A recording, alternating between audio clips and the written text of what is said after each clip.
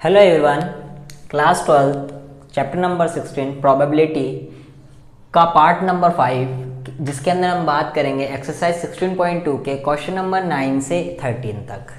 ठीक है, तो इसके अंदर हम सबसे पहले क्वेश्चन नंबर 9 ले रहे हैं। सब अपनी बुक अपने पास रखें और मैं क्वेश्चन लिख नहीं रहा हूँ क्योंकि क्वेश्चन इसके बड़े होते हैं, बोर्ड पूरा भर जाएगा, इसलिए मैं रीड कर रहा हूँ क्वेश्चन। आप लाइन टू लाइन समझने की कोशिश करें कि क्वेश्चन क्या कह रहा है।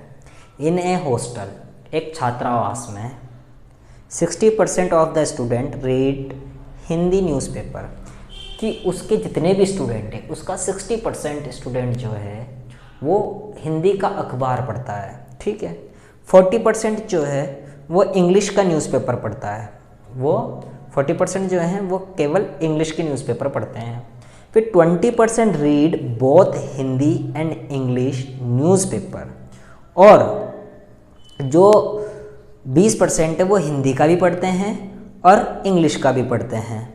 A student is selected at random, उसमें से एक स्टूडेंट रैंडमली सिलेक्ट कर लिया, पूरे छात्रावास में से, पूरे हॉस्टल में से एक स्टूडेंट को रैंडमली सिलेक्ट कर लिया।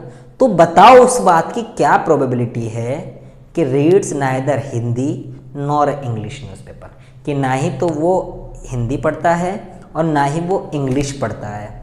अब मेरी बात सुनो, इसने हमसे क्या पूछा है, हम पहले लिख लेते हैं हमें क्या क्या गिवन है। हमें देखो, हिंदी को मैं ऐसे लिख रहा हूँ कि प्रोबेबिलिटी ऑफ एच यानी 60%, 60% को मैं लिख दूँ 60/100 यानी कि 0.6।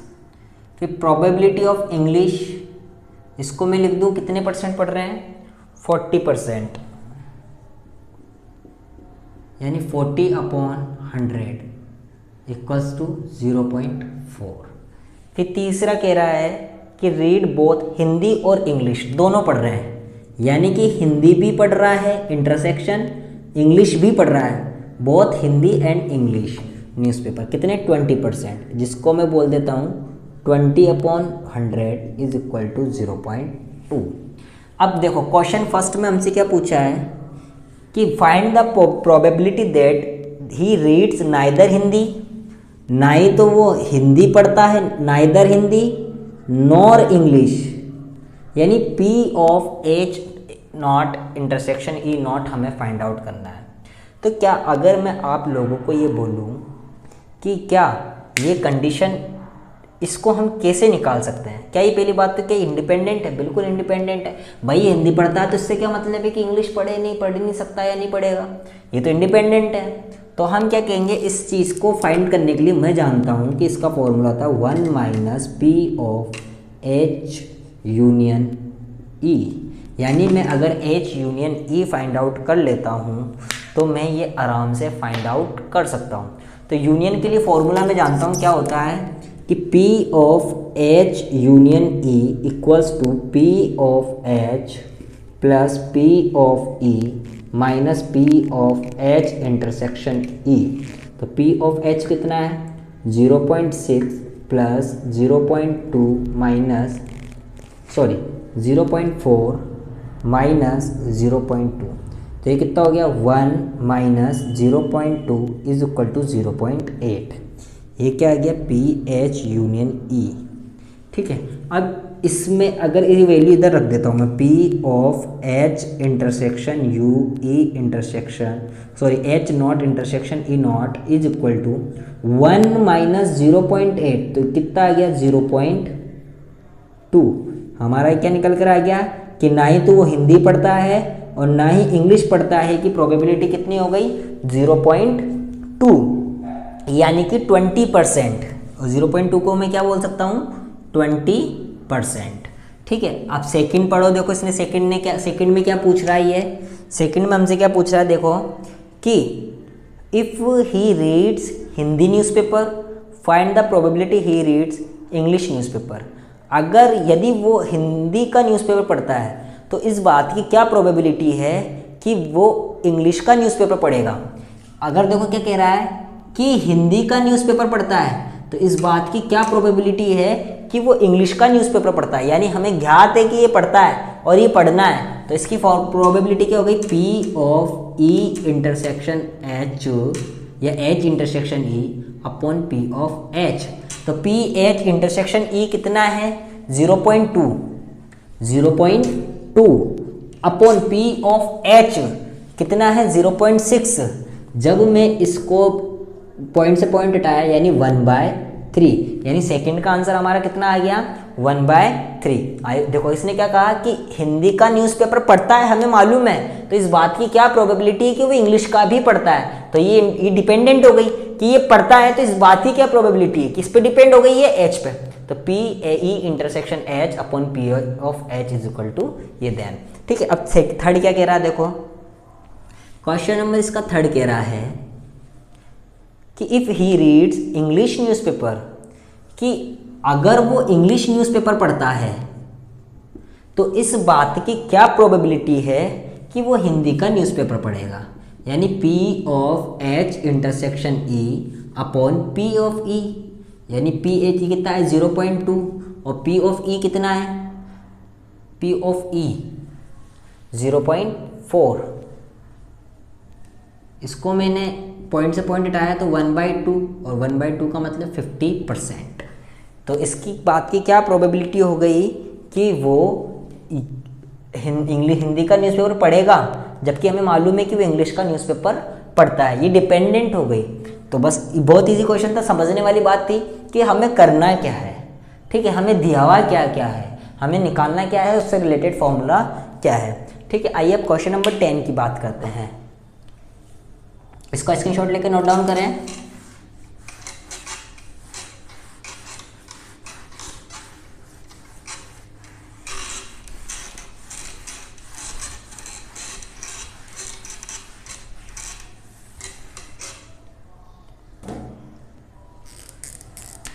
क्वेश्चन नंबर 10 क्या कह रहा है, A can solve 90% of the problem given a book, कि एक बुक में जितनी भी प्रॉब्लम्स दे रखी है उसकी 90% जो प्रॉब्लम है वो ए सॉल्व कर सकता है और बी जो है वो 70% सॉल्व कर सकता है। ठीक है, what is the probability that, इस बात की क्या प्रायिकता है कि at least one of them will be solve the problem selected at random from the book, कि इस बात की क्या प्रायिकता है कि उन दोनों में से कम एक तो प्रॉब्लम को सॉल्व करेगा ही करेगा। यानी कि प्रोबेबिलिटी क्या है कि ए सॉल्व करेगा 90%, और 90% को 90/100 लिखा तो कितना हो गया 0.9। और इस बात की क्या प्रोबेबिलिटी है कि बी सॉल्व करेगा, यानी कि 70%, और 70% को मैं लिख दूँ 7/100 यानी कि 0.7। ओके, अब ये कह रहा है कि इस बात की क्या प्रोबेबिलिटी है कि उन दोनों में से कम एक तो प्रोबेबिलिटी कम से कम एक ना एक तो सॉल्व करेगा। प्रोबेबिलिटी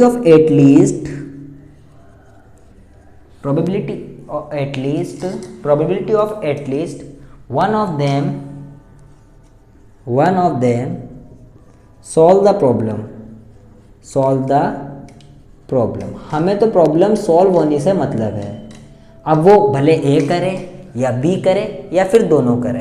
यानी कि देखो सपोज करो कि ए सॉल्व कर रहा है लेकिन बी सॉल्व नहीं कर पा रहा, प्लस कि बी सॉल्व कर रहा है लेकिन ए नहीं कर पा रहा है, या फिर कि दोनों ही कर पा रहे हैं। हमें तो प्रॉब्लम सॉल्व से मतलब है ना, कि भाई तीन ही तो कंडीशन होगी, या तो ए कर लेगा बी नहीं कर पाएगा, बी कर लेगा ए नहीं कर पाएगा, या फिर दोनों ही कर लेंगे। ठीक है, तो उस बुक में से एक प्रॉब्लम को दिया गया है। क्या बोला है इस क्वेश्चन ने कि एक क्वेश्चन इस तरीके से रैंडम सिलेक्ट कर लिया है, तो बताइए कि वो प्रॉब्लम कम से कम एक ना एक तो सॉल्व कर लेगा। तो वो जो प्रॉब्लम निकाली, सपोज करो ए सॉल्व कर सकता है लेकिन बी नहीं कर सकता, या फिर बी कर सकता है ए नहीं कर सकता, या फिर दोनों ही इस प्रॉब्लम को सॉल्व कर सकते हैं। यही तो प्रोबेबिलिटी हो गई। तो मैं कह रहा हूं कि ए तो कर रहा है इतनी, लेकिन नहीं करने वाली की कितनी हो गई 1 - 0.9 इज इक्वल टू 0.1, और बी के नहीं करने की प्रोबेबिलिटी कितनी हो गई 1 - 0.7 is equal to 0.3। Okay, clear है। तो अब हमने निकाल लिया, तो अब इधर पुट करो वैल्यू।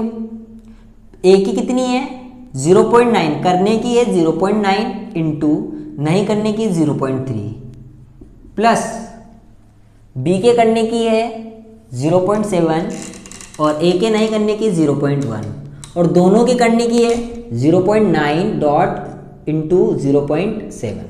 सॉल्व करो, 9 3 = 27 यानी 0.27 प्लस 7 1 = 7 तो ये हो गया 0.7 पॉइंट का ध्यान रखना कहाँ लगेगा, प्लस 9 7 = 63 यानी 0.63। इनको सबको ऐड करो 0.27 0.07 0.63 तो 14 और 3 17 का 7 कैरी हुआ 1 तो ये 9 यानी 0.97 इस तरीके से चांस हैं।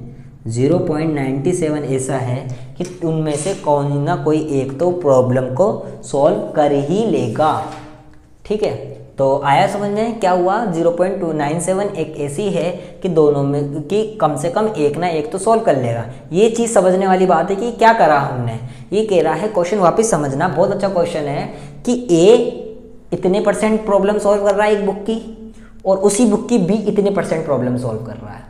ठीक है, अब क्वेश्चन कह रहा है कि इस बात, और मैंने क्या करा उस बुक में से एक क्वेश्चन उठा लिया, एक प्रॉब्लम उठा ली और मैंने कहा कि लो इसको सॉल्व करो। तो इस बात की क्या प्रोबेबिलिटी कि उस प्रॉब्लम को कोई ना कोई एक तो सॉल्व करना ही चाहिए, इस बात की क्या प्रोबेबिलिटी है। तो देखो अगर उस प्रॉब्लम को ए सॉल्व कर लिया सपोज करो और बी नहीं कर पा रहा, ठीक है, एक तो ये हो गया, या बी कर रहा है ए नहीं कर पा रहा, या फिर दोनों ही कर रहे हैं, तो इस चीज़ को हमने इस तरीके से लिख लिया। तो ये हमारा हो गया क्वेश्चन नंबर 10 कंप्लीट। ठीक है, आइए अब क्वेश्चन नंबर 11 की ओर बढ़ते हैं। छोटा और बहुत अच्छा क्वेश्चन था ये। ठीक है, अब आओ क्वेश्चन नंबर 11 की ओर। क्वेश्चन नंबर 11 क्या कह रहा है, a problem in mathematics is given to 3 students, कि एक गणित की समस्या को या प्रॉब्लम को जो है 3 स्टूडेंट को दिया गया, जिसके सॉल्व करने के चांस, जैसे 3 स्टूडेंट ले लिए, रोहित मोहित और कुछ भी ले लो, एक शंभू ले लो। तो रोहित जो है वो 1/2 चांस है उसको सॉल्व करने के, मोहित के 1/3 चांस हैं और शंभू के 1/4 है। तो what is the probability that the problem is solve, कि इस बात की क्या प्रायिकता है कि प्रॉब्लम सॉल्व होगी। इस बात की क्या प्रोबेबिलिटी है कि प्रॉब्लम सॉल्व होगी। तो अगर मैं एक बात बताऊं कि प्रॉब्लम सॉल्व होने से हमें मतलब है प्रॉब्लम सॉल्व होनी चाहिए।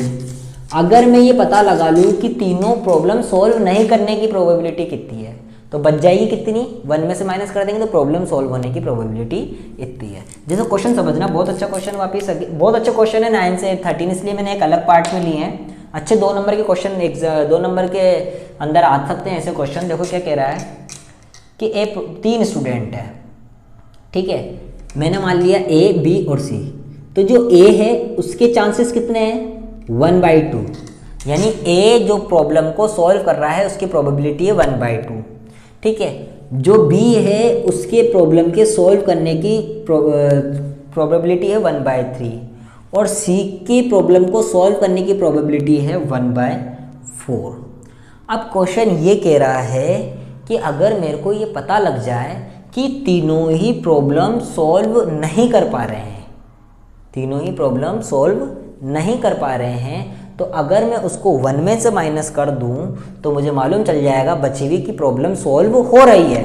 तो नहीं सॉल्व कर पा रहे हैं तो इसका मतलब कि मुझे क्या निकालना है कि ए भी नहीं कर पा रहा, बी भी नहीं कर पा रहा और सी भी नहीं कर पा रहा, यानी A0 और B0 और C0 के बीच में इंटरसेक्शन क्यों लगाया कि तीनों ही सॉल्व नहीं कर पा रहे हैं।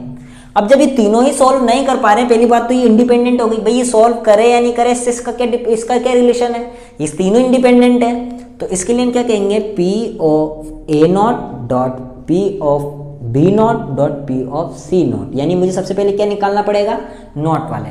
तो इसके अंदर P ऑफ A0 की कितनी हो गई, 1 - 1/2 इज इक्वल टू 1/2 और B0 की क्या हो गई, 1 - 1/3 इज इक्वल टू 2/3 और P ऑफ C0 की क्या हो गई, 1 - 1/4 इज इक्वल टू 3/4। ठीक है, ये हमने तीनों ही नॉट की वैल्यू निकाली। इसका मतलब 1/2 इंटू 2/3 इंटू 3/4, 3 से 3 कट, 2 से 2 कट, यानी 1/4। ये प्रॉब्लम सॉल्व नहीं कर पा रहे हैं। अब मैं कह रहा हूं कि तीनों ही प्रॉब्लम सॉल्व करने चाहिए, कम से कम हमें तो क्या है कि तीनों में से कोई ना कोई तो प्रॉब्लम को सॉल्व करना ही चाहिए, यानी कि A intersection B intersection C, ये तीनों ही प्रॉब्लम को सॉल्व करने चाहिए। इसका मतलब कि 1 माइनस 1/4 इज इक्वल टू 3/4 हमारा आंसर, कि इनमें से ये क्या है, तीनों ही प्रॉब्लम सॉल्व कर पा रहे हैं। ये कब निकला कि जब वो तीनों ही प्रॉब्लम सॉल्व नहीं कर पा रहे हैं, उसमें से 1 माइनस कर दिया तो 3/4। देखो कितना छोटा और कितना अच्छा क्वेश्चन था। ठीक है, आई होप आप लोगों को समझ में आया होगा कि मैंने क्या करा है। आइए अब क्वेश्चन नंबर 12 की ओर बढ़ते हैं।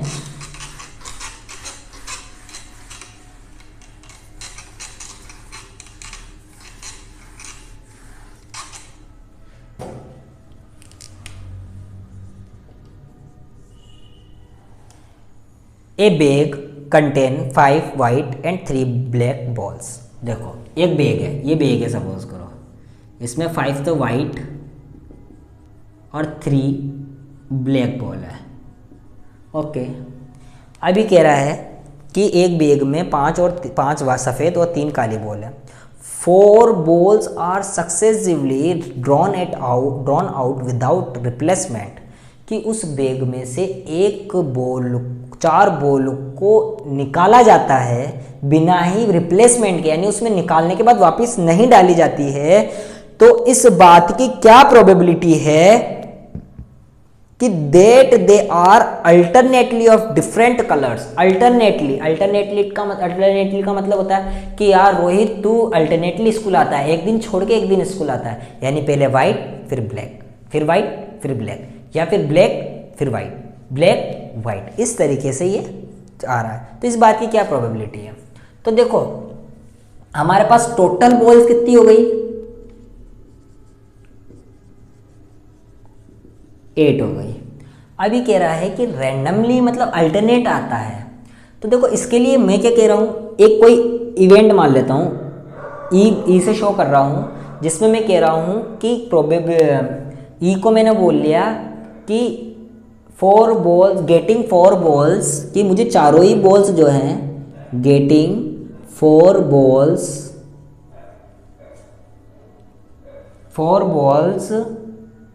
अल्टरनेटली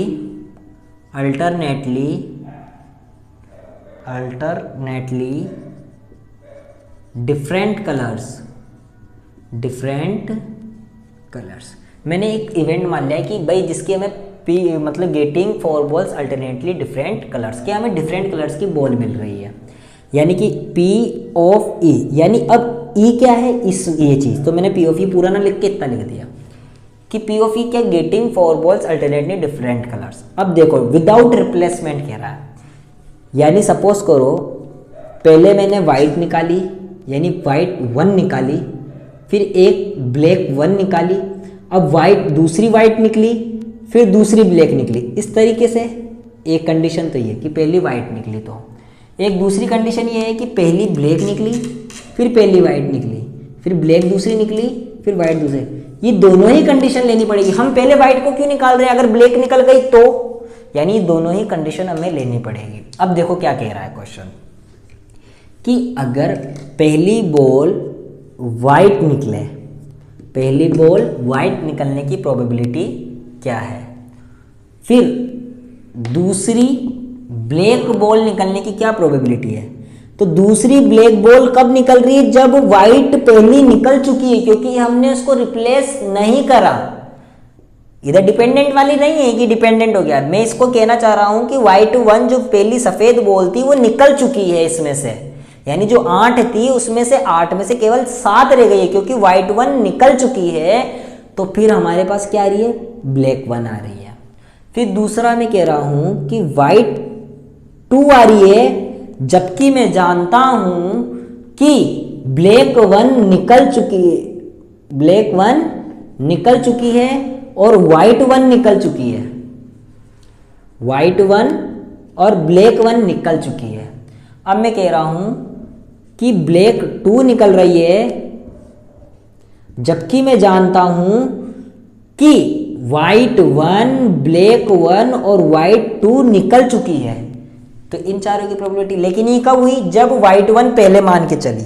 अगर सपोज करो पहले ब्लैक निकल जाती तो प्लस कि पहली बॉल ब्लैक निकली, लेकिन दूसरी बॉल वाइट निकलेगी, पहली सफेद निकलेगी, जबकि पहले ब्लैक निकल चुकी है, एक कम हो चुकी है। इसी तरीके से कि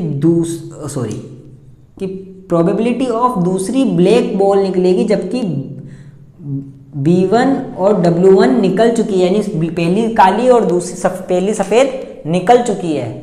अब तीसरी मतलब ये क्या हुआ कि ये जो बॉल निकलेगी वो दूसरी सफ़ेद निकलेगी, जबकि पहली 1 सफ़ेद 1 और पहली 2 निकल चुकी है। तो अब देखो इसके अंदर कुल मिला के क्या कहना चाह रहा था आप समझ जाओगे आप कि ये फॉर्मूला मैंने कैसे बनाया है कि वाइट बॉल की कुल कितनी बॉल है 5, कितने में से 8 में से, ब्लैक के कितने 3, लेकिन अब ये वाइट 1 निकल चुकी है, यानी 8 में से 1 निकल चुकी है तो 7। वाइट 2 के चांस कितने रह गए 5 में से 1 निकल चुकी यानी 4 रह गए। सफेद में 5 में से 1 निकल चुकी यानी 4 रह गए, कितने में से 7 निकल चुकी, 7 रह गई थी यानी 6 में से। ठीक है, ये समझ में आ रहा है क्या हो रहा है कि एक एक बॉल हम निकालते जा रहे हैं नीचे से, क्योंकि हम रिप्लेस नहीं कर रहे हैं। और 5 में से 1 निकल चुकी तो बच गई 4 ही, इसलिए यहाँ 4 लिखी 5 नहीं लिखी। इसी तरीके से इधर 2 आएगा और इधर 5 आएगा इसके अंदर। फिर प्लस 3 ब्लैक बॉल हैं 8 में से और 5 सफ़ेद बॉल हैं 7 में से, क्योंकि 1 निकल चुकी है। फिर इसी तरीके से दूसरी सफ़ेद ब्लैक निकलेगी 6 में से और फिर दूसरी वाइट निकलेगी 5 में से। ये आप लोगों को समझ में आया होगा कि ये फॉर्मूला मैंने किस तरीके से बनाया है। ये इसी तरीके से बनाया है कि पहली सफ़ेद निकल चुकी है 8 में से और दूसरी काली निकलेगी 7 में से, फिर तीसरी जो सफ़ेद है ये निकलेगी 6 में से, लेकिन सफ़ेद बच गई कितनी 5, क्योंकि एक तो हम निकाल चुके हैं। तो आप लोगों को इधर ही ध्यान देना है। तो अब देखो जो कट रहा है उसे काटो, 3 1 जा 3, 3 2 जा 6, 2 से 2 कट, 4 1 जा 4, 4 2 जा 8, 5 से 5 कट, तो बच गया क्या 1/14। प्लस इधर भी देखो 5 से 5 कट, ये पूरा कट, 4 1 जा 4, 4 2 जा 8, यानी कि 1/14। और जब 14 हमने एलसीएम लिया तो कितना आ गया 2, यानी 1/7। यानी इस बात की क्या प्रोबेबिलिटी है कि वो अल्टरनेटली डिफरेंट कलर निकलेगा, तो उस बात की प्रोबेबिलिटी है 1/7। कितनी है 1/7। तो आप लोगों को समझ में आया होगा क्या करा मैंने ये। ठीक है, तो आइए अब लास्ट क्वेश्चन इसका, क्वेश्चन नंबर 30। देखो क्वेश्चन ये बहुत अच्छा क्वेश्चन है, बस दिमाग लगाना है, केवल कुछ भी नहीं है कि 8 में से पहले 8 थी तो 5 इसमें से, फिर अब 7 ही रह गई तो 3 में 7, फिर 4 ही रह गई और 6 और रह गई। इस तरीके से आपको ये दिमाग लगा के चलना है। आइए अब क्वेश्चन नंबर 13 की ओर बढ़ते हैं।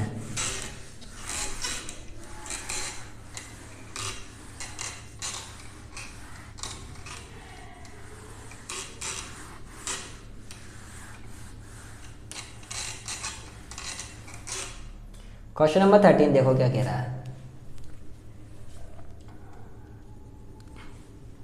A probability of solving a specific problem independently by and B are respectively 1/2 and 3/2।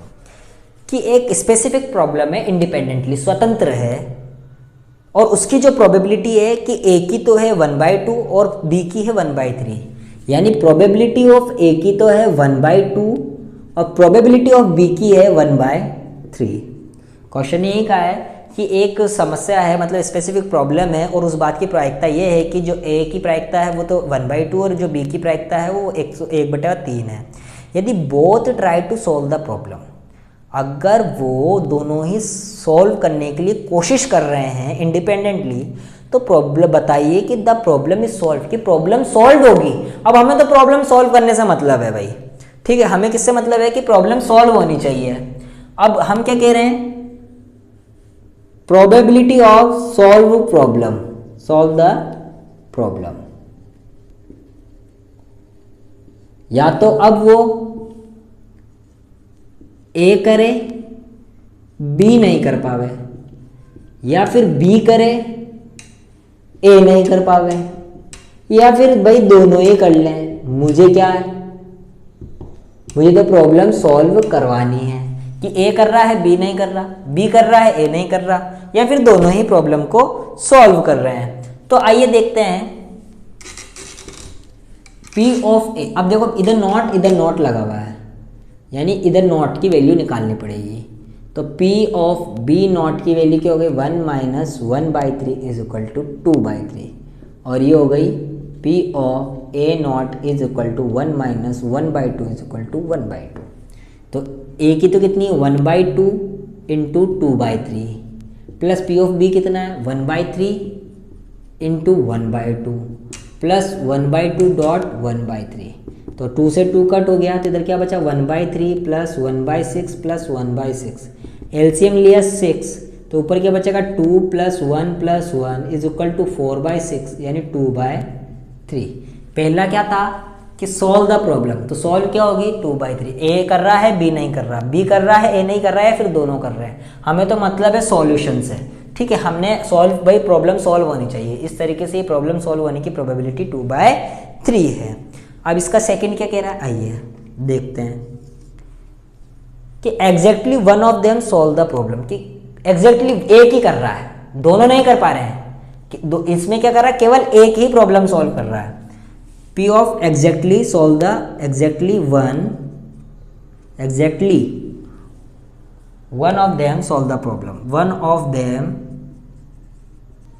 Solve the problem, यानी दोनों नहीं कर रहे हैं, केवल एक ही कर रहा है। या तो वो ए कर रहा है बी, ए कर रहा है बी नहीं कर रहा, या फिर बी कर रहा है और ए नहीं कर रहा। तो इस बात की प्रोबेबिलिटी क्या हुई 1/2 इंटू 2/3 प्लस 1/3 इंटू 1/2। तो ये 2 से 2 कट हुआ, तो इधर क्या बचा 1/3 प्लस 1/6। तो इधर एलसीएम लिया मैंने 18 या 6 ले लो एलसीएम, चलो 6 ले लिया एलसीएम। तो क्या आया 2 प्लस 1 इज इक्वल टू 3/6 यानी कि 1/2। तो इस बात की क्या प्रोबेबिलिटी है कि दोनों में से केवल एक ही प्रॉब्लम सॉल्व करेगा, उसकी प्रोबेबिलिटी है 1/2। ये हमारी एक्सरसाइज 16.2 कंप्लीट। बहुत इजी क्वेश्चन थे इंडिपेंडेंट इवेंट से लेकर इसके अंदर। आई होप आप लोगों को पूरी एक्सरसाइज समझ में आई होगी। अब हम आगे बढ़ेंगे एक्सरसाइज 16.3 के लिए नेक्स्ट